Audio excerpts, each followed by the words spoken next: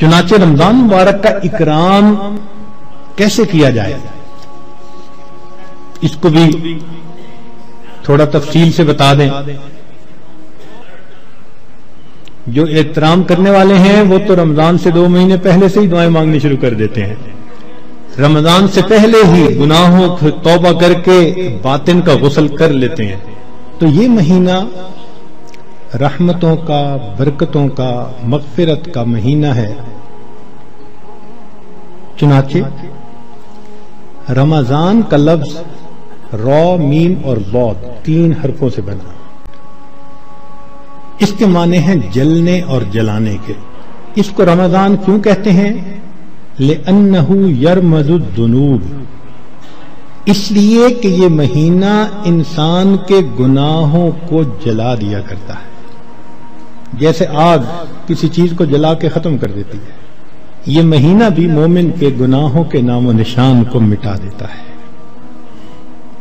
زمین اگر ناپاک ہو تو ایک طریقہ تو یہ ہے کہ اتنی بارش برسے کہ ساری گندگی بہہ جائے. اب جب زمین دوبارہ خشک ہوگی تو پاک کہلائے گی. اور دوسرا طریقہ یہ ہے کہ اس زمین پر سورج کی تپش اور گرمی اتنی پڑے کہ وہ گرمی اس نجاست کا نام، نشان، رنگت، ہر چیز کو ختم کر کے رکھ دے. زمین پھر پاک کہلائے گی.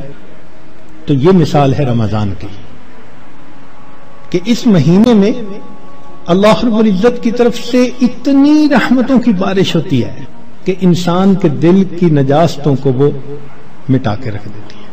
یا یوں سمجھ لیں کہ اس مہینے میں برکات کی ایسی تپش آتی ہے انسان کے دل پر.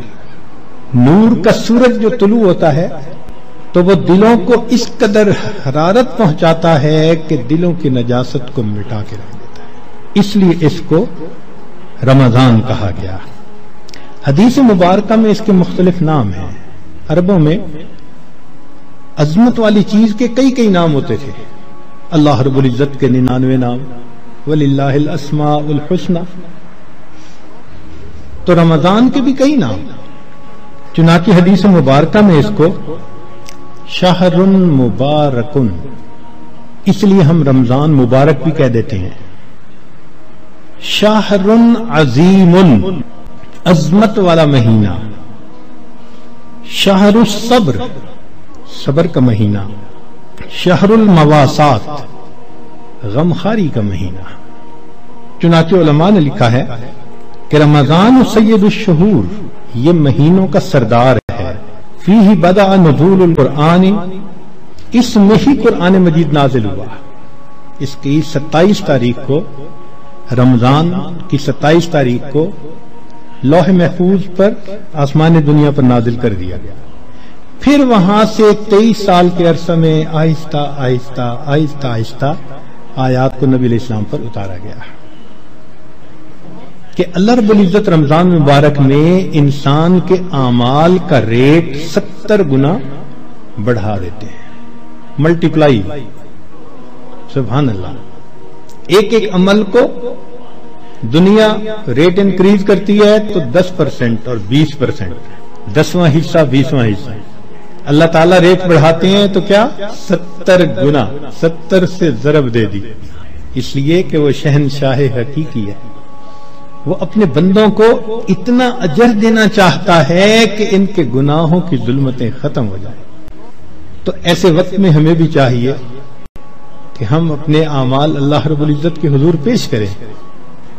چنانچہ نبی علیہ السلام نے ارشاد فرمایا هو شہر الصبر والصبر ثوابہ الجنہ، یہ صبر کا مہینہ ہے اور صبر کا بدلہ جنت ہے. وہ شہر المواسات، غمخاری کا مہینہ. سبحان اللہ. چنانچہ اسی حدیث میں آگے نبی السلام نے ارشاد فرمایا کہ اولہ رحمت، اس مہینے کے پہلے 10 دن رحمت، وَأَوْسَطُهُ مَغْفِرَةٌ، درمیان کے 10 دن مغفرت کے، وَآخِرُهُ عِتْقٌ مِّنَ النَّارِ، اور آخری 10 دن آگ سے آزادی کے. وہ کیسے؟ علماء نے اس کی بہترین تفسیر یوں کی کہ کچھ وہ لوگ ہوتے ہیں کہ جو پہلے سے ہی نیکوکاری کی زندگی گزارنے والے ہوتے ہیں، گناہوں سے بچتے ہیں، تقوی طہارت کی زندگی گزارتے ہیں، تو ان کے لیے تو رمضان رحمت کی خوشخبری بن کے آتا ہے، تو پہلے 10 دن میں ہی ان کے درجے بلند ہو جاتے ہیں۔ اور کچھ ایسے بھی ہوتے ہیں کبھی نیکی کر لی کبھی خطا کر بیٹھے، تو ایسے لوگ جب رمضان کے پہلے 10 دن گزار لیتے ہیں تو اس میں ان کے جو گناہوں کی ظلمت ہوتی ہے اس کو اللہ تعالیٰ ختم کر دیتے ہیں۔ چنانچہ اوسطہ مغفرۃ، ان کے لیے درمیانی 10 دن مغفرت کا پیغام بن جاتے ہیں۔ اور کچھ بہت زیادہ غفلت میں رہنے والے، اگر 10 دن سے ان کا کام نہیں بنا تو 20 دن سے ان کا کام بن جاتا ہے۔ چنانچہ جب 20 دن کی برکتیں ان کے دل کو دھو دیتی ہیں تو آخرہ عتق من النار، آخری اشرہ ان کے لیے بھی آگ سے آزادی کا اشرہ بن جاتا ہے۔ معلوم ہوا کہ اس مہینے میں تھوڑا غافل ہو یا زیادہ غافل، ہر بندے کی مغفرت کا اللہ تعالیٰ انتظام فرماتے ہیں۔ ہاں، بندے کو خود کوشش کرنی چاہیے۔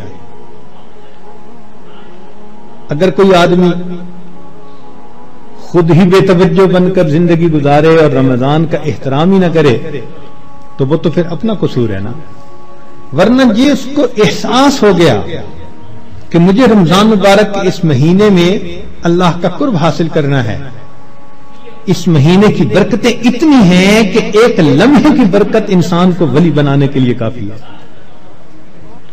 امام ربانی مجدد ثانی رحمۃ اللہ فرماتے ہیں مکتوبات میں کہ اے کاش پورے سال کی برکتوں کو رمضان المبارک کی برکتوں کے ساتھ وہ نسبت ہوتی جو ایک دریا کو سمندر کے ساتھ ہوتی ہے، مگر وہ بھی نہیں ہے۔ اس مہینے کی برکتیں اتنی زیادہ ہیں، اللہ اکبر کبیرہ۔ چنانچہ نبی علیہ السلام نے ارشاد فرمایا کہ وَاسْتَكْثِرُوا فِيهِ مِنْ 4 خصال، 4 اعمال اس مہینے میں زیادہ کرو۔ خصلتین ترضون بهما ربکم وخصلتین لا غنى بکم عنہما، 2 عمل تو ایسے ہیں کہ جن سے تم اپنے رب کو راضی کرو، اور 2 عمل ایسے ہیں کہ تمہیں اس کے سوا چارہ ہی نہیں، مجبوری ہے تمہاری۔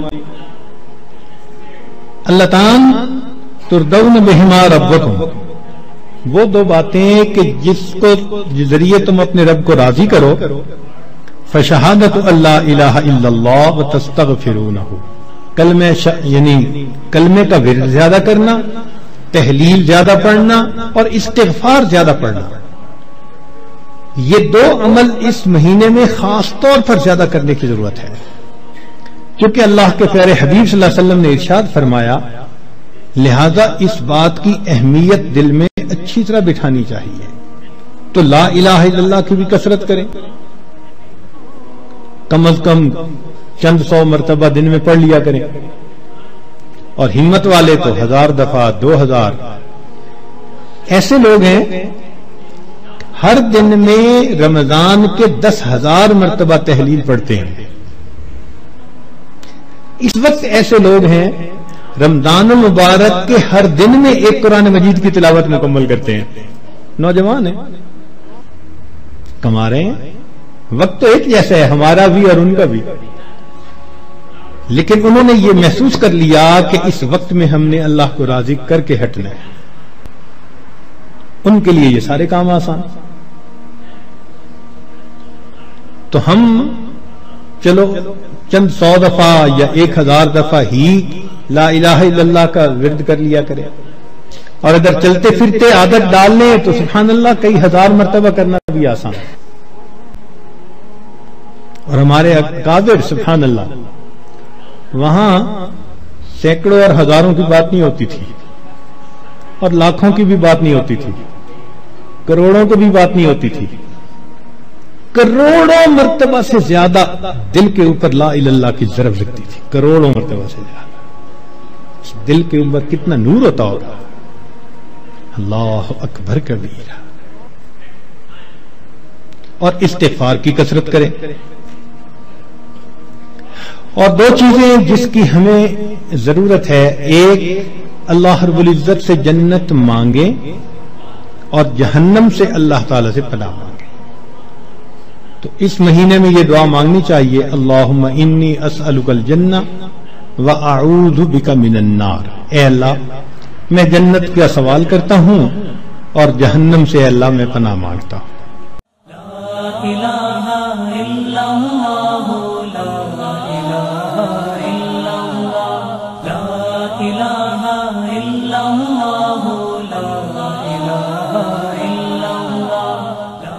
إله إلا الله